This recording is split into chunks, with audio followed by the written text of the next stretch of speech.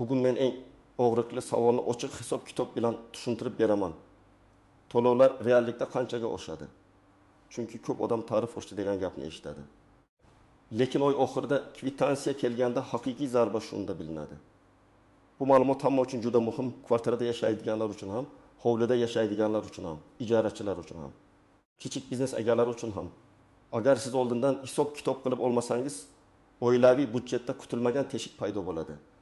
Men bugun sizga umumiy gap emas, real hayotga yaqin misollar bilan ko'rsataman. Avval qancha to'lanardi, endi qancha chiqishi mumkin, qaysi oylar ko'proq sezadi, qaysi holatlarda oshish uncha katta bo'lmasligi mumkin. Kanalga hoziroq obuna bo'ling, videoga like bosing. Chunki men bunday mavzularni oddiy tilda aniq raqamlar bilan tushuntirib boraman. Men birinchi navbatda shuni aytaman. To'lovlar oshishi deganda faqat bitta raqamga qarash xato. Masalan, tarif utubi foizga oshdi degan jumlani eshitgan odam darhol demak men ham utubi foiz ko'p to'layman deb o'ylaydi. Aslida esa yakuniy kvitansiya bir nechta omilga bog'liq. Siz qancha iste'mol qilasiz? Hisoblagich bormi yoki yo'qmi? Imtiyozli me'yor qo'llanadimi? Oila a'zolari soni qancha? Uy elektrda ishladimi yoki gazda? Suv sarfi ko'pmi? Mavsum qishmi yoki yozmi? Oldin ko'pchilikda to'lovlar nisbatan barqaror edi. Odamlar elektr, gaz, suv, issiqlik yoki chiqindi uchun taxminan bir xil miqdorda to'lab kelishgan. Kimdir oyga 700 ming so'm, kimdir 300 ming so'm, kimdir esa 700 ming so'mgacha to'lagan. Lekin tariflar o'zgarsa, ayniqsa energiya resurslari qimmatlashsa, har bir xonadonda ta'sir har xil bo'ladi. Eng katta farqni odatda ko'p iste'mol qiladiganlar sezadi. Konditsioner ko'p ishlatsa, elektr plita ishlatsa, gaz qozoni bilan isitilsa, suvni ko'p sarflasa yoki hisoblagich ko'rsatkichlarini muntazam nazorat qilmasa. Endi asosiy savolga o'tamiz, oshish qanchaga bo'ladi? Men buni sizga oddiy formula bilan tushuntiraman. Har qanday kommunal to'lovda 3 ta narsa bor. Eski tarif, yangi tarif va iste'mol hajmi. Hisob-kitob formulasi juda sodda. Iste'mol miqdorini tarifga ko'paytirasiz. Masalan, siz oyiga 250 kilovat elektr ishlatsangiz, eski tarif 300 so'm bo'lsa, to'lov 75 ming so'm bo'ladi. Yangi tarif 500 so'm bo'lsa, to'lov 12500 so'm bo'ladi. Farq 67500 so'm. Foizda qarasak, tarif 3% oshgan. To'lov ham agar iste'mol o'zgarmasa 5% oshadi. Lekin agar siz yangi tarifdan keyin tejashni boshlasangiz va iste'molni 2 kilovatdan 200 kilovatgacha tushirsangiz, to'lov to'qidan 1000 so'm bo'ladi. Ya'ni tarif oshgan bo'lsa ham haqiqiy oshish 25 ming so'm atrofida bo'ladi.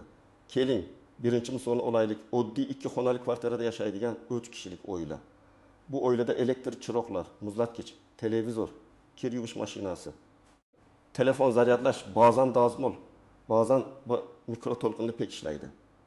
Konditsioner yozda ishlaydi, lekin qishda isitish markazi yoki gaz orqali bo'lishi mumkin. Ularning elektr sarfi oyiga o'rtacha 1000 taqsim 220 kilovat atrofida bo'lishi mumkin. Agar eski tarif bo'yicha ular 200 kilovat uchun 6000 so'm to'lagan bo'lsa, yangi tarif bilan shu iste'mol 9000 so'mga chiqishi mumkin. Bu yerda o'sish 30000 so'm. Bir qarashda juda katta emasdek ko'rinadi. Lekin bitta to'lov emas, boshqa to'lovlar ham bor. Gaz, suv, issiq suv isitish, chiqindi, internet, uy-joy xizmatlari ham qo'shilsa, umumiy oylik yuk sezilarli oshadi. Avval kommunal xarajatlar jami 300 ming so'm bo'lgan bo'lsa, yangilangan tariflardan keyin dirisi 500 ming so'mga chiqishi mumkin. Bu esa oyga qo'shimcha 120 ming so'm degani. Bir yilda esa 1 million 200 mingdan 1 million 200 ming so'mgacha qo'shimcha xarajat paydo bo'ladi. Ikkinchi misol, hovlida yashaydigan 5 kishilik oila. Bunday oilada gaz sarfi ko'proq bo'lishi mumkin, ayniqsa qishda. Hovli isitish uchun gaz qozoni ishlatilsa, ovqat pishirish ham gazda bo'lsa, issiq suv ham gaz kolonka orqali bo'lsa, qish oylarida gaz sarfi keskin oshadi. Yozda gaz to'lovi o'timi 6000 ming so'm bo'lishi mumkin, qishda esa 300 ming, 500 ming, hatto undan yuqori chiqishi mumkin. Agar tarif oshsa, aynan qishdagi to'lov eng og'ir seziladi. Masalan, oila qishda bir oyda 700 kub metr gaz ishlatdi deylik. Eski tarif shartli ravishda 308 so'm bo'lsa, to'lov 266 ming so'm chiqadi. Yangi tarif 600 so'm bo'lsa, to'lov 2000 ming so'm bo'ladi. Farq 14 ming so'm. Agar qish 4 oy davomida shunday sarf bilan o'tsa, qo'shimcha yuk 600 ming so'mdan oshadi. Agar uy yaxshi izolyatsiya qilinmagan bo'lsa, derazalardan sovuq kirsa, qozon eski bo'lsa, gaz sarfi bunda ham ko'p bo'ladi. Demak, hovlida yashovchilar uchun tarif oshishi faqat gaz qimmatlashdi degan gap emas. Balki uyni isitish samaradorligi masalasiga ham bevosita bog'liq. Uchinchi misol, elektr plitada ovqat pishiradigan yoki elektr isitgich ishlatadigan oila. Bu yerda xavf ancha katta. Chunki elektr energiyasi ko'p maishiy qurilmalar orqali sekin-sekin yig'iladi. Elektr choynak kuniga 5-6 marta ishlasa, kir yuvish mashinasi tez-tez ishlasa, konditsioner yoki elektr radiator bir necha soat yonsa, oy oxirida daqiqaga 600 kilovolt iste'mol chiqishi mumkin. Ko'p odam elektr hisoblagichga faqat kvitansiya kelganda qaraydi. Men esa aytaman, bunday xonadonlarda hisoblagichni haftasiga kamida bir marta tekshirish kerak. Agar siz oyga 500 kilovolt elektr ishlatsangiz, eski tarifda masalan 1,5 ming so'm to'lagan bo'lsangiz, yangi tarifda bu 225 ming yoki 300 ming so'mga chiqishi mumkin. Bu yerda farq 70 mingdan 1,5 ming so'mgacha bo'lishi ehtimoli bor.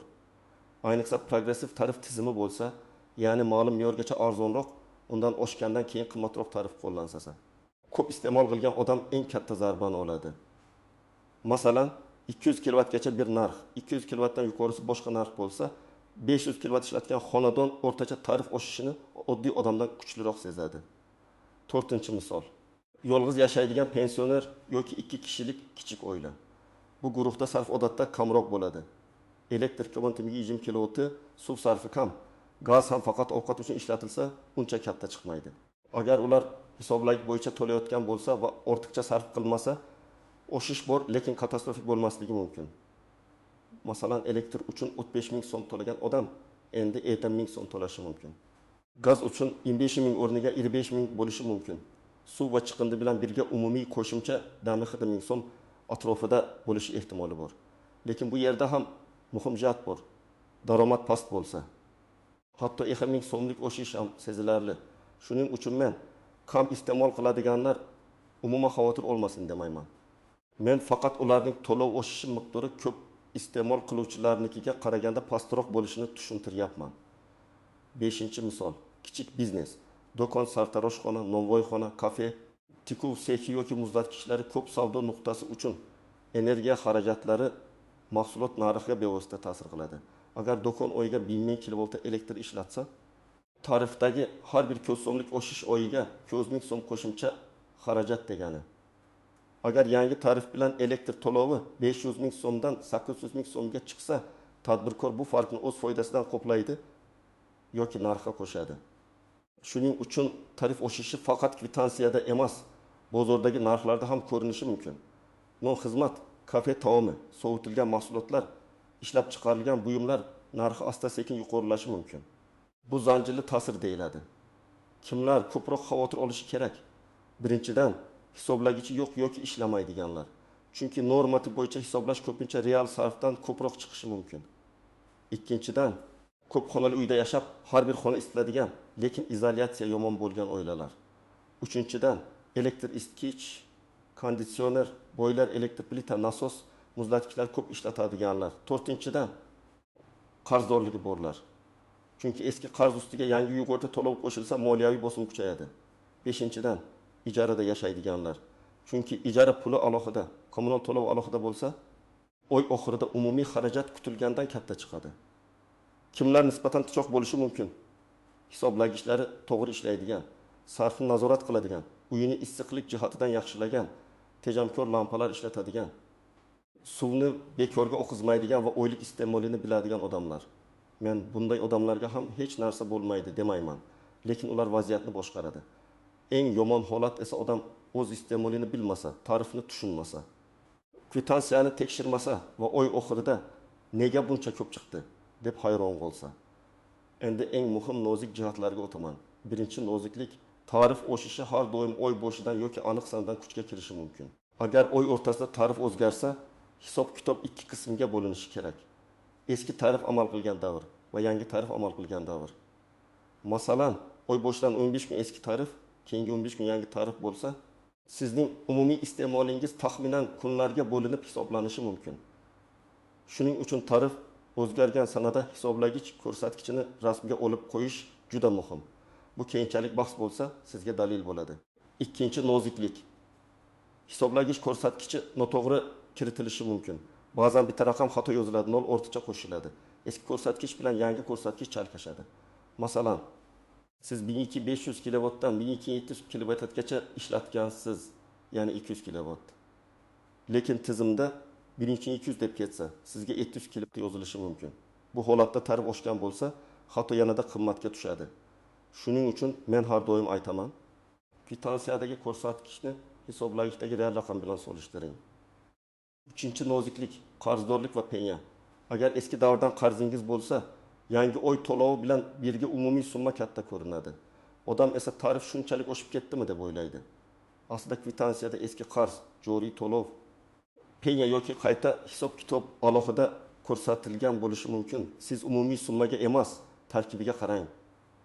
Agar 600 ming so'm chiqsa, uning 2 ming eski qarz, 300 mingi joriy to'lov, 2 mingi boshqa hisob-kitob bo'lishi mumkin. Demak, tahlil qilmasdan xulosa chiqarish noto'g'ri. 4-chi noziklik, imtiyoz yoki kompensatsiya bo'lishi mumkin.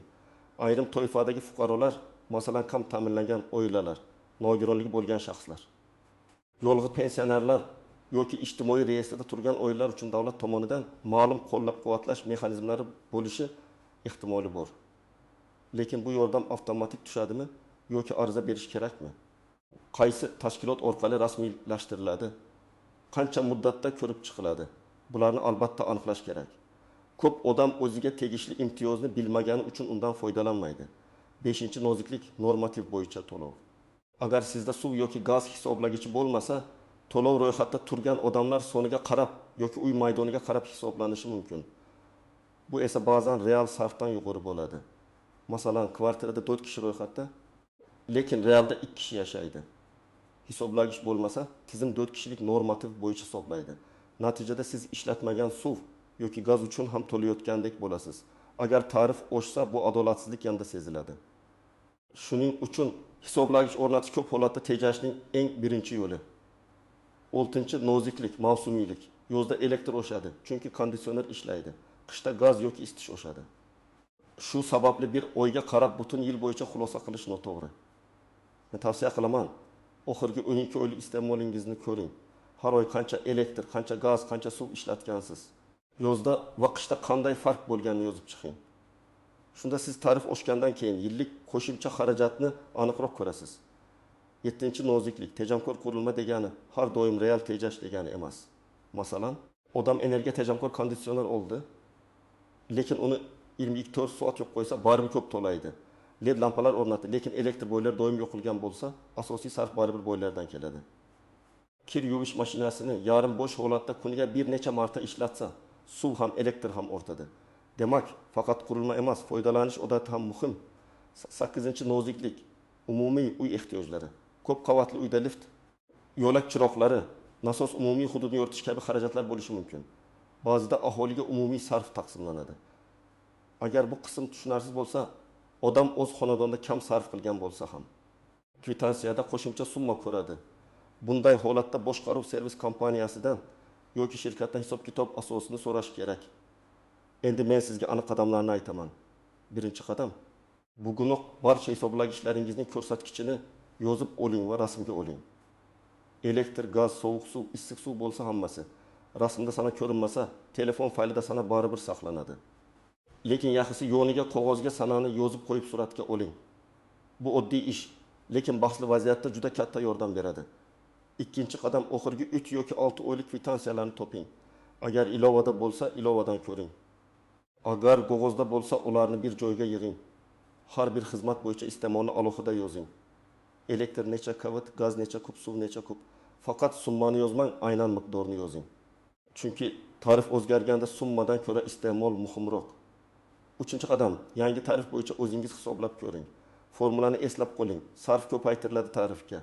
Agar progressiv tarif bo'lsa, me'yor ichidagi qismni alohida, me'yordan oshgan qismni alohida hisoblang. Masalan, 200 kilovatgacha bir narx, undan yuqorisi boshqa narx bo'lsa, 300 kilovat sarfda 200 kilovatni birinchi tarifga, qolgan 700 kilovatni ikkinchi tarifga ko'paytirasiz. Shunda siz kvitansiya kelishidan oldin taxminiy summani bilasiz. 4-qadam, hisoblagich ishlashini tekshiring. Elektrda shubha bo'lsa, barcha katta qurilmalarni o'chirib, hisoblagich tezligini kuzating. Suvda kranlar yopiq bo'lsa ham hisoblagich aylansa, demak qayerdadir sizib chiqish bor. Gazda hid bosim yoki ko'rsatkich bo'yicha shubha bo'lsa, o'zboshimchalik bilan aralashmang. Mutaxassis chaqiring. Hisoblagich plombasini buzish mumkin emas. Bu keyin sizga jarima yoki muammo keltiradi. 5-qadam qarzdorlikni alohida tekshiring. Qaysi davrdan qarz qolgan penya bormi? Qayta hisob-kitob qilinganmi? Bularni xizmat ko'rsatuvchi tashkilotdan aniqlang. Agar summa tushunarsiz bo'lsa, og'zaki gap bilan cheklanib qolmang. Yozma ariza bering. Arizada shunday yozishingiz mumkin.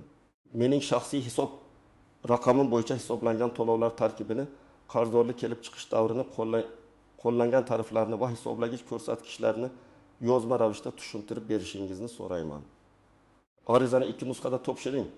Bir nusxasiga qabul qilingan sana va muhr yoki ro'yxat raqamini oldiring.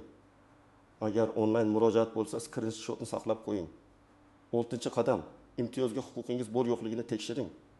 Mahalla, ijtimoiy himoya bo'limi, xizmat ko'rsatuvchi tashkilot yoki tegishli davlat xizmatlari markazi orqali ma'lumot oling. Kerak bo'lishi mumkin bo'lgan hujjatlar odatda pasport yoki ID karta, uy-joy hujjati yoki ijara shartnomasi, shaxsiy hisob raqami, oilaviy daromad haqida ma'lumot, nogironlik yoki pensiya hujjati, ijtimoiy reyestrga kiritilganlik bo'yicha ma'lumot bo'lishi mumkin. Har bir holatda ro'yxat farq qiladi. Shuning uchun oldindan telefon qilib yoki rasmiy manbadan aniqlang. 7-qadam, uy ichida tejash rejasini tuzing. Men tejamkorlikning hamma narsani o'chirib, qorong'ida o'tirish deb tushunmayman. Tejash bu behuda sarfni to'xtatish. Masalan, LED lampalarga o'ting. Elektr choynakka keragidan ortiq suv quymang. Kir yuvish mashinasini to'liq yuk bilan ishlating. Konditsionerni 10 darajaga emas, 24-26 darajaga qo'ying. Muzlatgich eshigini uzoq ochiq qoldirmang. Eski reznalarni tekshiring. Qishda deraza va eshiklarni ziklang. Issiqlik chiqadigan joylarni bartaraf qiling. Suvda esa oqayotgan kranni tuzatish eng arzon va eng tez natija beradigan choradir. Bir tomchi suv kichik ko'rinadi, lekin oy davomida kubometrga aylanadi. 8-qadam. Oilaviy budjetda kommunal to'lovlar uchun alohida limit belgilang. Masalan, siz avval oyga 400 ming so'm to'lagan bo'lsangiz, yangi sharoitda 700 ming so'm reja qiling. Har hafta hisoblagichga qarab, limitdan oshib ketmayotganingizni tekshiring. Bu juda oddiy nazorat, lekin odamni intizomga o'rgatadi.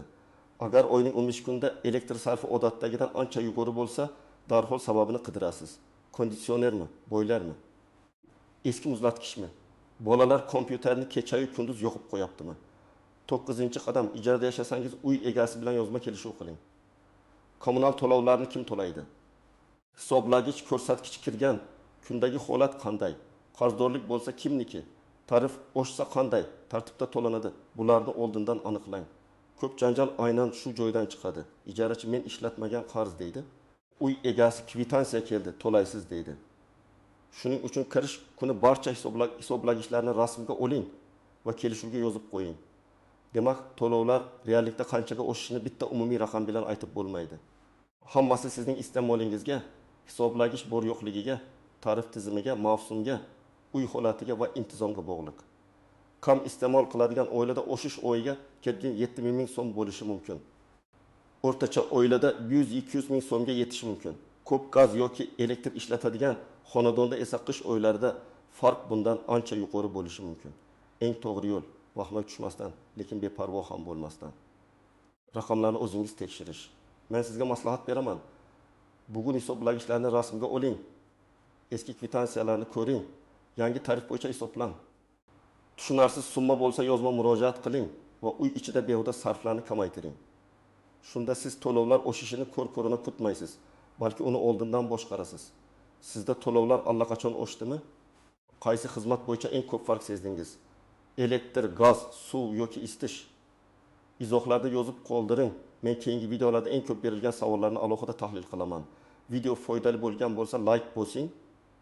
Kanalga obuna bo'ling va yaqinlaringizga ham yuboring. Chunki bu mavzu har bir xonadonning cho'ntagiga bevosita taalluqli.